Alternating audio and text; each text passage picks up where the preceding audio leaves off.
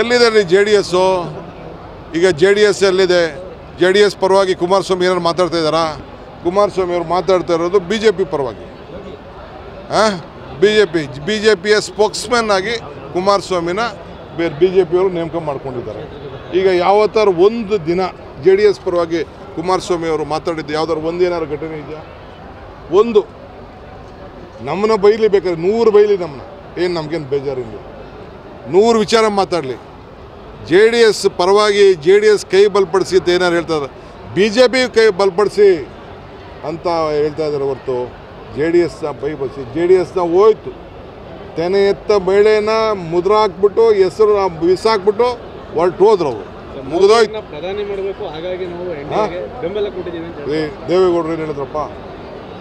ದೇವೇಗೌಡರು ಏನು ಹೇಳಿದ್ರು? ನಮ್ಮ ಗೌಡರು ಮೋದಿ ಪ್ರಧಾನಿ ಯಾರು ದೇಶ ಬಿಟ್ಟು ಹೊಂಟೋಯ್ತೀನಿ ಅಂತ ಹೇಳಿದ್ರಲ್ಲ, ನೀವು ಟಿ ವಿಲಿ ತೋರಿಸಿದ್ರಲ್ಲ. ಮೋದಿಯವರು ಹೇಳಿದ್ರು ಬನ್ನಿ ನನ್ನ ಮನೆಯೇ ಇದೆ, ಖಾಲಿ ಹೋಗಬೇಡಿ, ನಾನೇ ಜಾಗ ಕೊಡ್ತೀನಿ ಅಂತ ಹೇಳಿದ್ರು. ನಿಜನ ಸುಳ್ಳು? ನನಗೆ ಗೊತ್ತಿಲ್ಲ, ಕುಮಾರಣ್ಣನೇ ಹೇಳಬೇಕು ಅವ್ರ ಪಾರ್ಟಿ ಪರಿಸ್ಥಿತಿ ಎಲೆಕ್ಷನ್ ಏನು ಆಯ್ತಿದೆ ಅಂತ. ನನಗೂ ಭಾಳ ವ್ಯತ್ಯಯ ಆಗ್ತದೆ.